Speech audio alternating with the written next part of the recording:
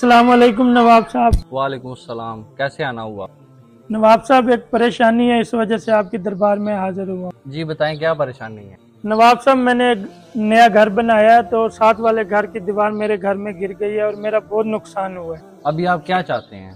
नवाब साहब, मेरे साथ इंसाफ किया जाए। हाँ जी, जिसकी दीवार गिरी है उसको पेश किया जाए।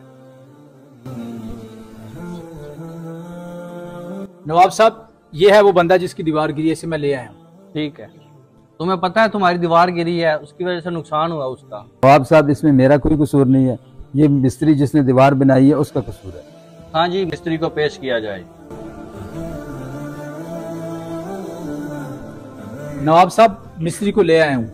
नवाब साहब, इसमें मेरा कोई कसूर नहीं, मजदूर ने सीमेंट कम डाला होगा मसाले। हाँ जी, मजदूर को पेश किया जाए। ठीक है नवाब साहब। नवाब साहब, मजदूर को ले आया हूँ। तुमने मसाले में सीमेंट कम क्यों डाला? नवाब साहब, इसमें मेरा कोई कसूर नहीं है, ये सीमेंट वाले का कसूर है, इसी का कसूर है। सीमेंट तुम्हारा 2 नंबर है और मुकदमा भी तुम लेकर आ गए हो। बिल्कुल नवाब साहब, यही कसूरवार है। हाँ जी, इसको बंद कर दिया जाए। ठीक है नवाब साहब। तुमने कुछ मुनाफे की खातिर घटिया सीमेंट बनाया और तुमने ये समझा कि मैं दूसरों का नुकसान कर रहा हूँ, तो अल्लाह रब्बुल इज्जत ने तुम्हें दिखा दिया कि तुमने दूसरों का नुकसान नहीं किया, तुमने अपना ही नुकसान किया। आज तुम मुद्दई बनकर आए थे और मुजरिम बनकर जा रहे हो। आपने ये तो सुना होगा कि जैसा करोगे वैसा भरोगे।